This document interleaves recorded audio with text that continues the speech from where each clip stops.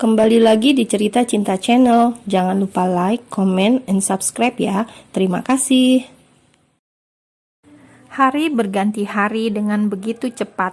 Kini Gwen dan Daniel sudah resmi bercerai. Gwen mencoba ikhlas dan menerimanya. Ia tidak mau terlihat rapuh lagi di hadapan Daniel. Kini saatnya ia memperlihatkan bahwa dirinya baik-baik saja dan bahagia. Terima kasih Mas, karena selama ini sudah menjadi suami yang baik buat aku, ucap Gwen. Saat ini keduanya tengah menikmati kopi di sebuah kafe yang tak jauh dari gedung peradilan agama. Aku belum menjadi suami yang baik buat kamu. Aku akan selalu berdoa semoga kamu bahagia dan segera menemukan laki-laki yang jauh lebih baik dariku, ujar Daniel. Bagiku, kamu sudah menjadi suami yang baik buatku, Mas. Ah iya, bulan depan Sam akan ikut pergantian siswa ke Jepang. Dia minta kita agar menemaninya ke bandara, kata Gwen. Anak itu benar-benar kebanggaanku, ucap Daniel tersenyum mengingat sosok Samudra. Oh iya, kamu kan sudah lama tidak ke sana. Bila libur kerja, cobalah datang. Anak-anak merindukanmu, kata Gwen. Ya, minggu besok aku akan ke sana bersama Cynthia, ucap Daniel lalu ia menyesap kopinya. Dek. Gwen merasa sedikit tertusuk di ulu hatinya kala mendengar Daniel akan mengajak Cynthia ke rumah singgah. Namun, Gwen tak memperlihatkannya pada Daniel. Dia hanya tersenyum kecil menanggapi ucapan Daniel. Oh iya Mas, aku akan pindah rumah dan rumah itu akan aku jual, kata Gwen membuat Daniel langsung menatapnya tak suka. Kenapa? Tanya Daniel. Biar bagaimanapun, itu rumah kita, rumah kamu juga. Jadi, aku merasa tidak berhak bila kamu memberikan sepenuhnya padaku. Aku tidak mau ada masalah di kemudian hari nanti, ucap Gwen lirih. Sebenarnya ia juga tidak rela pindah dari sana, namun ia juga lelah bila nanti harus berurusan dengan mertuanya. Gwen ingat saat beberapa hari yang lalu mertuanya datang ke butik hanya untuk marah-marah padanya dan berteriak-teriak seperti orang kesetanan karena tidak setuju dengan keputusan Daniel. Gwen, aku membeli rumah itu untuk kita, untuk kamu. Jadi itu rumah sudah menjadi hak kamu sepenuhnya, kata Daniel. Aku hanya membayar seperempatnya mungkin dari cicilan rumah itu. Makanya aku akan menjual dan mentransfer hasil penjualannya ke kamu nanti. Gwen tersenyum tipis. Daripada dijual, bagaimana kalau anak-anak kita pindahkan ke sana? Mungkin itu akan lebih baik, usul Daniel.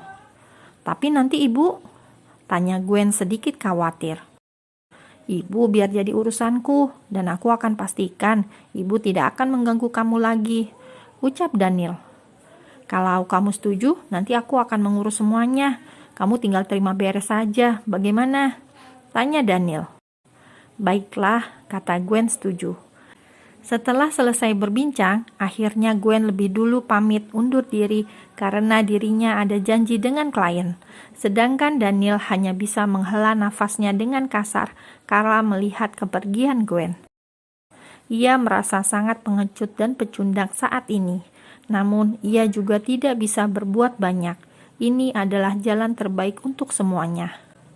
Daniel memejamkan matanya sejenak sambil memijit pelipisnya, hingga tiba-tiba sebuah suara membuyarkan aktivitasnya. Kamu lagi, ucap Daniel kesal. Kenapa? Sekarang sudah resmi bercerai kan? Tanyanya. Jawab Daniel malas. Baiklah, semoga bahagia, ucapnya sambil menepuk bahu Daniel lalu ia pergi. Sementara Daniel lagi-lagi hanya bisa menghela nafas kasar. Dirinya benar-benar bagai makan buah si malakama. Tak ingin terus pusing, akhirnya Daniel memutuskan untuk kembali ke kantor. Woi adek, gak ada akhlak, pekik seorang wanita yang baru saja memasuki rumah adiknya. Ngapain sih kesini? Geram sang adik karena pagi-pagi sang kakak sudah mendatanginya. Gak apa-apa, mau minta anterin yuk, pinta sang kakak. Anterin kemana lagi? Hari ini gue banyak kerjaan, sumpah, ucap sang adik. Ya elah, kerjaan lo cuma ngejar janda kembang doang juga. Ayolah, lo masa tega sih lihat kakak lo yang cantik jelita ini jalan sendirian, ucap sang kakak. Najis banget cantik jelita. Kemana itu laki yang katanya calon suami, ha? Seru Owen jengah. Dia lagi keluar kota. Ayolah temenin gue terpaksa ini. Butik juga lagi rame. Makanya gue gak bisa ngajak si Gwen, ujarnya. Emang dasar gak ada akhlak lo ah. Kesal Owen menjambak rambutnya. Lo gak mau temenin gue, jangan harap gue bakal bantu lo lagi. Ancamnya membuat Owen mau tak mau menuruti kemauan kakaknya. Sementara itu di rumahnya, Gwen sedang menyiapkan nasi goreng untuknya sarapan dan memberikannya pada Owen. Dengan perasaan senang, ia berjalan menuju rumah sebelah membawa kotak nasi goreng. Kayak kenal ini mobil, gumam Gwen dalam hati saat melihat sebuah mobil terparkir di depan rumah Owen. Dengan langkah hati-hati, Gwen pun melangkahkan kakinya masuk ke dalam rumah. Sayup-sayup ia mendengar suara gelak tawa dari arah lantai 2. Oh iya, pintu rumah Owen tidak dikunci, makanya Gwen bisa langsung masuk. Haha, sumpah kocak abis. Gwen mendengar suara tawa dari kamar Owen yang terbuka. Nggak tahu lah, lo buruan pakai bajunya, apa perlu gue pakein lagi? Ucap seorang wanita membuat jantung Gwen berdetak kencang. Dek, kaki Gwen serasa lemas seketika. Rasanya ia tak sanggup lagi menahan beban tubuhnya. Mengapa ada suara perempuan di kamar Owen? Dan juga Owen tidak memakai baju. Sejak kapan Owen bermain wanita? Berjuta pertanyaan muncul di benak Gwen. Dirinya mencoba berpikir positif, namun tiba-tiba otaknya terasa blank. Ia tidak bisa berpikir jernih. Mengapa lagi-lagi ia harus merasa sakit hati? Tunggu, aku menangis. Cemburukah maksudnya? Batin Gwen. Gak mungkin kan aku cemburu, gumamnya. Buruan, ayo keburu siang, kata seorang wanita itu. Lalu menggandeng tangan sang adik dan berjalan keluar. Dek. Mereka bertiga tampak saling terkejut saat Owen dan kakaknya membuka pintu lebar-lebar. Mbak Gwen? Gwen? Ucap keduanya bersamaan, membuat air mata Gwen lolos lagi membasahi wajah Gwen yang mulus. Kak, kalian ngapain? Tanya Gwen. Gwen, gue bisa jelasin semuanya, ucapnya.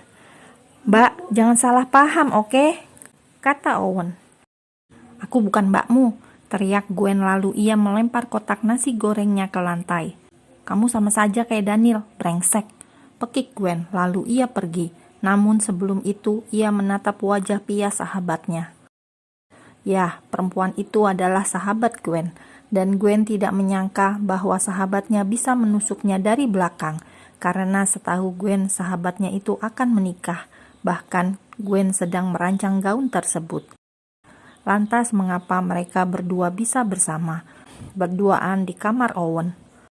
Yah, salah paham kan dia, keluh kata Owen. Lo sih ngapain pakai masuk-masuk kamar gue? Sahut Owen kesal. Sialan, sejak kapan lo nyalain gue masuk kamar lo? Nih ya, bahkan lo kelas 4 SD aja lo masih gue yang mandiin. Sahut kakaknya tak kalah kesal. Stop, jangan bahas apapun lagi, itu masa lalu, oke? Masa lalu. Ucap Owen kesal, lalu ia segera berlari mengejar Gwen ke rumahnya. Astaga, temen gue ternyata udah move on dari lakinya. Dan sekarang bucin sama adik gue, ucapnya terkekeh sendiri.